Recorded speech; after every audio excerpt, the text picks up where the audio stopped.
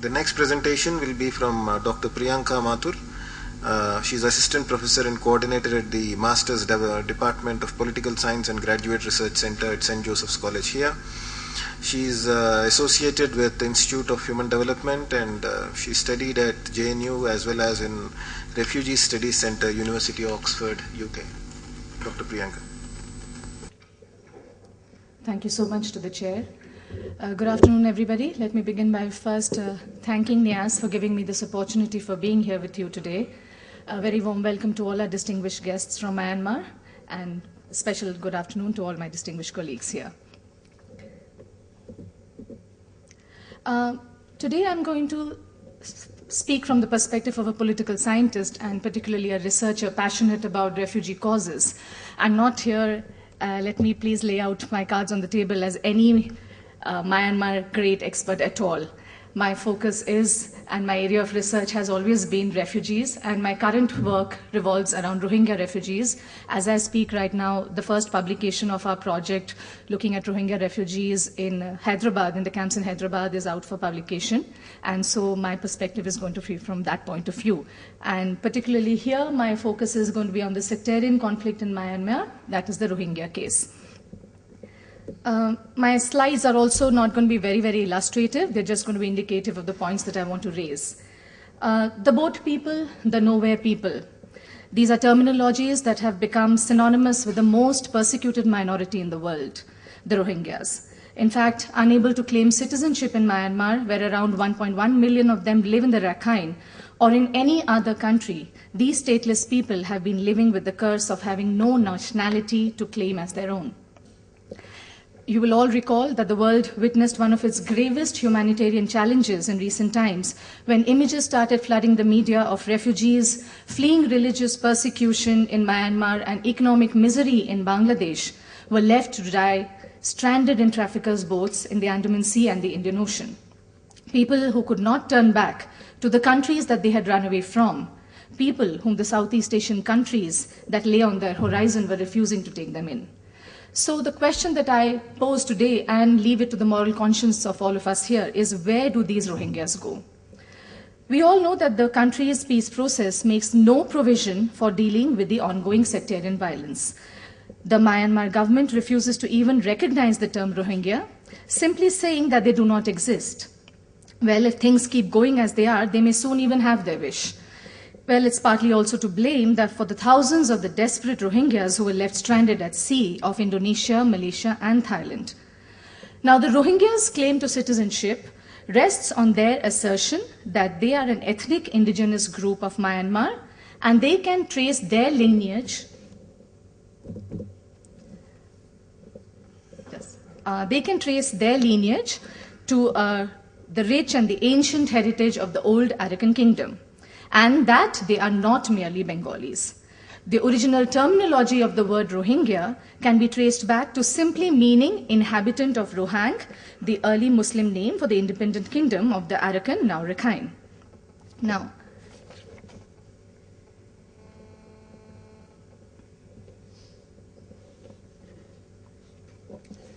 okay, let me just go on. Of the word Rohingyas and their original place of residence. According to a popular belief, the term Rohingya has been derived from the Islam word Rehma or Rehem, which basically means mercy. And it is believed that after a shipwreck near the Ramri Island, the Arakanese king commanded the Arab traders to be executed. And these people pleaded to the king, shouting Rehem, meaning mercy. And later these people were referred to as Rohang or then Rohingyas. We also hear about a group of Bengali Muslims who were migrating to Burma who called themselves the Rohingyas. Well, whatever their origin might be, the Rohingyas, due to their statelessness, have been facing a number of challenges, not just in Myanmar, but also in the other various countries that they have been migrating to. Way back in the 8th century, as traders and seafarers, Muslim migrants from the Middle East had first entered the Arakan. And then during the 17th century, thousands of Bengali Muslims were captured by the marauding Arakanese, sold as slaves, and forced to serve in the king of the Arakan's army and to settle in the Arakan. This was followed by the conquest of the Arakan by the Buddhist Burmese from the south of the country in 1725, wherein the Rohingya refugees were either executed or were driven out. And it led what can be traced back to thus the first flight of around 35,000 Arakanese people from Arakan into Bengal, then part of British-ruled India.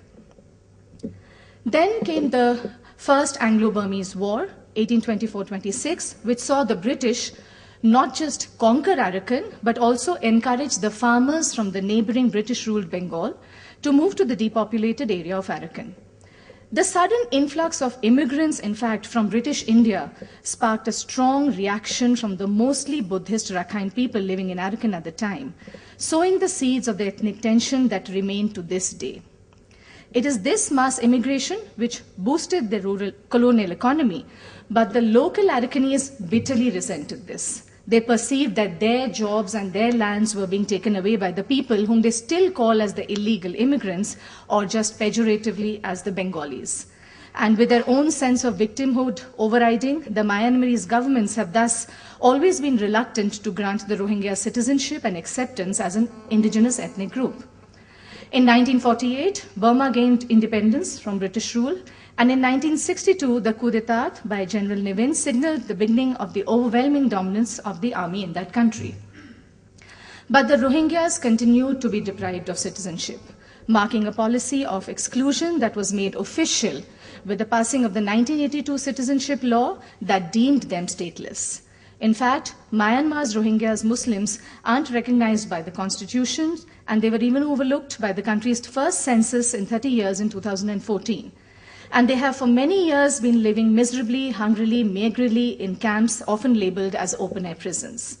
Several Nobel Peace Prize winners, including South Africa's Desmond Tutu, Iranian human rights activist Shireen Ebadi, and former East Timor President Jose Ramos Horta, have made the appeal, calling the situation of the Rohingyas in Myanmar, within quotes, nothing less than genocide, and calling for an end to the persecution of the Rohingya Muslims. But Myanmar's foreign ministry has categorically rejected this unbalanced, within quotations, unbalanced and the negative comments, and said in a statement that such comments simply turn a blind eye to Myanmar's efforts on rebuilding trust between the Buddhists and the Muslims in the Western Rakhine state, as well as granting citizenship to national verification process to those Bengalis living in Myanmar for many years. Others who have criticized Myanmar's policies in Oslo include philanthropist George Soros, who escaped the Nazi-occupied Hungary and had said that there are alarming parallels between the plight of the Rohingya and the Nazi genocide. Now, unfortunately for Myanmar, despite recent moves from the military to semi-civilian rule, there is still a constant threat of violence. And since the passing of the new constitution in 2008 and the elections in 2010, Myanmar's military leaders look increasingly keen to turn their backs on the nation's martial past. In fact, in the last 5 years, we've been discussing since morning, the country has undergone astonishing political, economic, and social reform. It has seen the arrival of grand shopping malls, fast food courts in the richer suburbs of Yangon. Young and old, rich and poor can all afford SIM cards to power mobile phones, lubricate social connections, gateways to the wider world via Facebook. The newly constructed capital of Naypyidaw is an abode of the kings with manicured lawns and vast governmental compounds, carved from scrubland and rice paddies, shining with the gaudy trappings of a revitalized nation. Membership to the ASEAN, opening of the front door to the West, the lifting of economic sanctions have increased press freedoms, investments in the institutions of law and justice, all are welcome changes to what was once an international pariah. Well, amongst the changes, Myanmar's former military masters have also worked hard to reconcile past ethnic conflict with ongoing insurgencies. And like much of the European colonizers left in wake in their worldwide conquests, these conflicts have their roots in minorities which have been left at the fringes of a reconstituted nation who took up arms when they realized that they were being denied autonomy. In recent years, we have seen in Myanmar that democratic reform has gone hand in hand with peace talks, with ceasefires being negotiated with all of the country's major rebel groups, and most notably the Kachin Independence Army.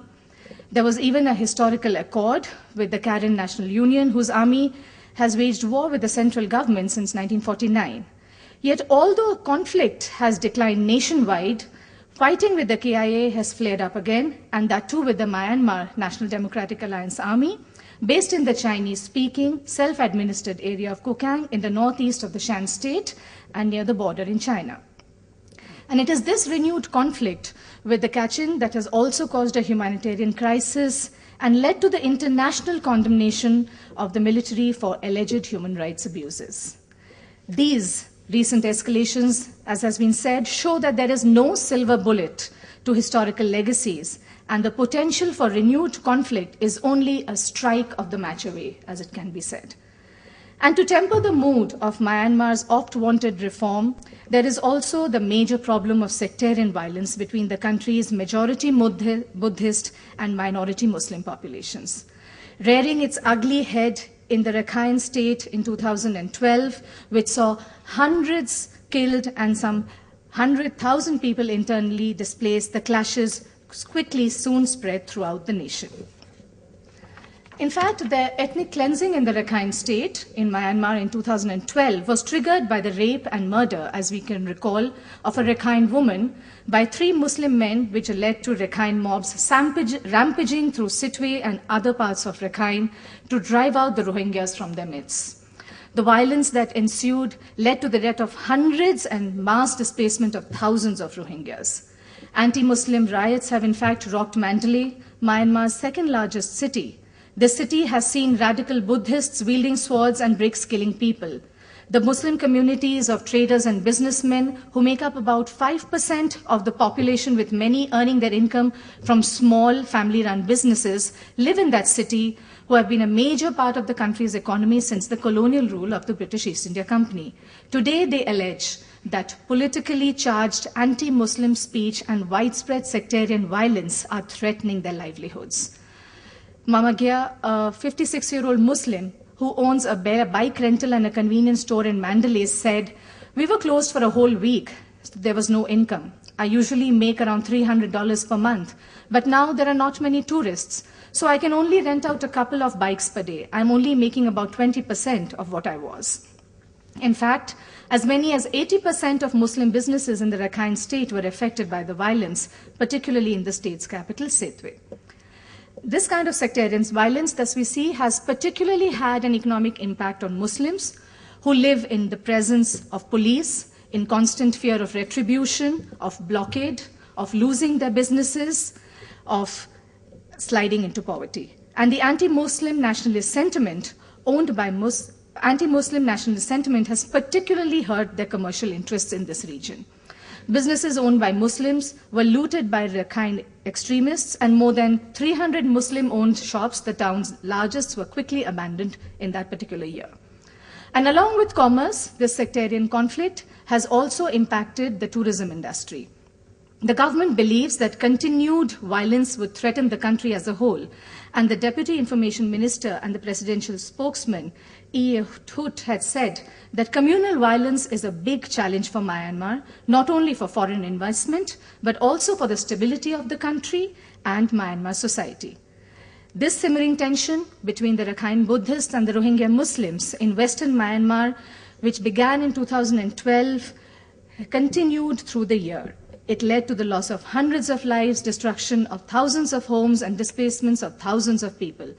The central government intervened to end the bloodshed, but tensions continued to linger. And despite the government's plans to undertake several programs to address the ramifications of the 2012 violence and its attempt to prevent the violence from happening again, the remedial measures are unlikely to sustain without any political situation.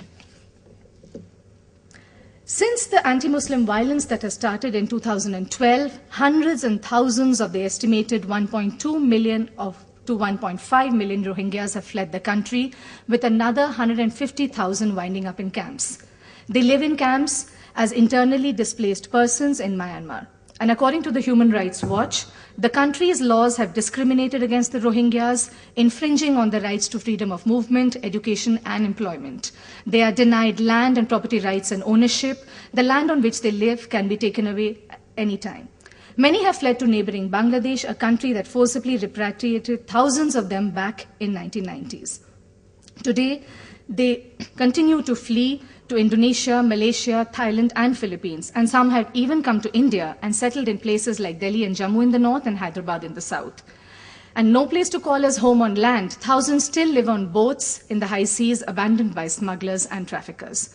The Rohingyas today are at a grave risk of facing additional mass atrocities, even genocide. While Buddhist monks and their supporters marched through Rangoon to denounce the blaming of the Burma for this crisis, the Pakistani Taliban, most hardline faction, has called on the oppressed Rohingyas to take up the sword and to kill in the path of God. Rohingya refugees have been thus crossing the international border and coming into India for a long time now. In recent years, we have seen many have been taking shelter in India. And now it is estimated that there are around 25,000 Rohingya Muslims who have taken shelter in India, though not all of them have landed up in the government-certified refugee camps. As of now, 1,500 Rohingyas who were displaced in Myanmar have been camping in the city of Hyderabad for more than a year, but basic amenities such as food, clean water, medicine, and clothes, they still elude them. They arrived in India after being attacked by the ethnic Rakhine Buddhists, while Myanmar's government forces did little to stop the violent assaults. Like Muhammad Shakir, a Rohingya refugee who reached the Muslim-friendly city of Hyderabad, said, "Through a circuitous route, traveling first 3 days on foot, then through rough mountain terrain in the dead of the night to reach the Myanmar border, and then he boarded a boat run by smugglers to reach the Bangladesh border. Hours later, after he was towed in a truck to be finally dropped near the West Bengal border. All in all, it took him 9 days to finally land up in Hyderabad." Delhi, being the national capital and the seat of the UNHCR office, is naturally the place that they get pulled to. And according to the UN estimates, there are around 11,000 Rohingyas who have moved to different parts of India in the aftermath of the communal violence since June 2012. Apart from New Delhi, many have moved to Jammu in North India, Pune in West India, and Hyderabad in South India.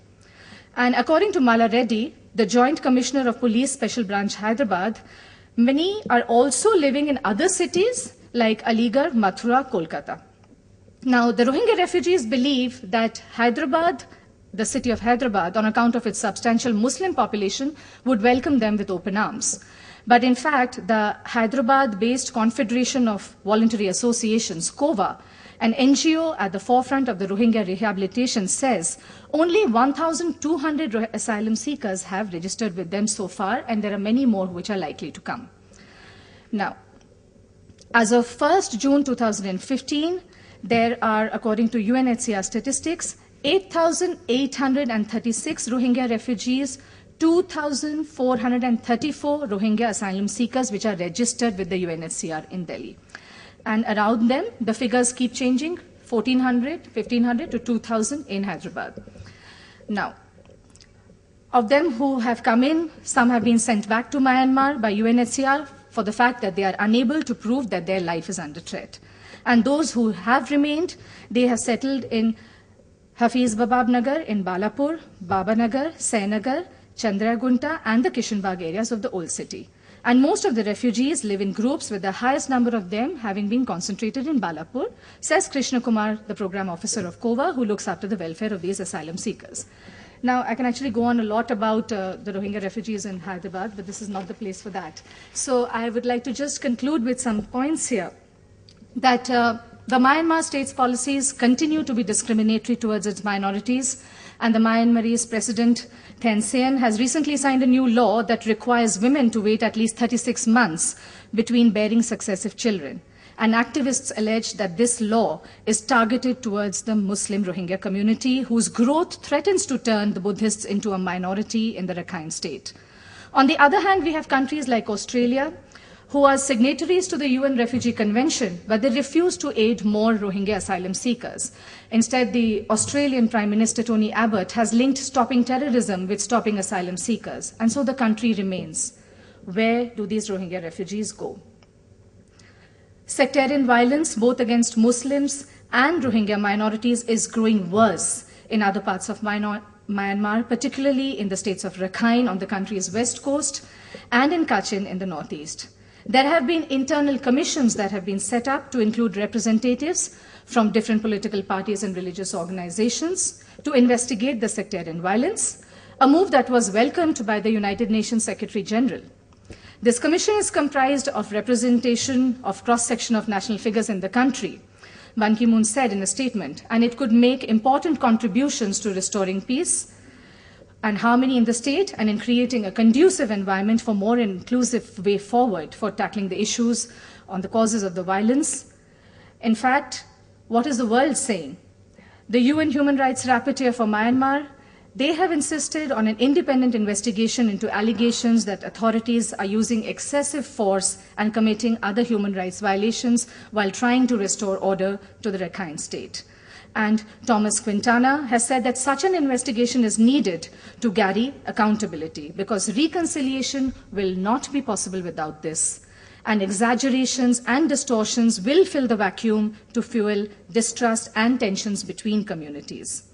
So we see that if the period of social and political transformation, I may end with this, that followed the election of President Thein Sein continues, ethnic politics will remain to be a major preoccupation for the Myanmar government, ethnic peoples, and the international community. Explaining the varieties of ethnic political interests that are emerging require a new analytical framework in which the nascent electoral system is given adequate attention.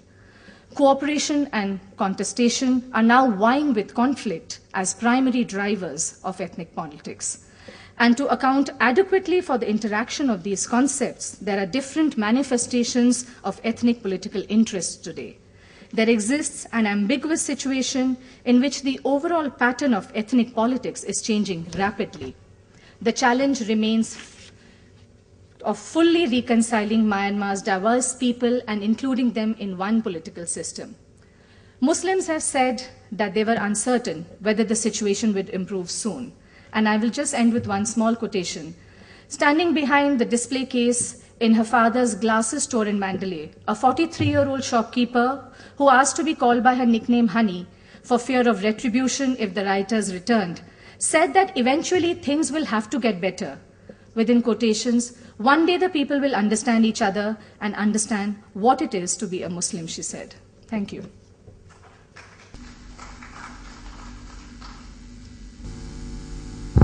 It's a presentation that talks about the advent of colonial borders and its impact on people, the migration when it interacts with political transitions. And as countries open up through fragile transition processes, they tend to be under greater scrutiny and sometimes greater anxieties propel them to do certain things.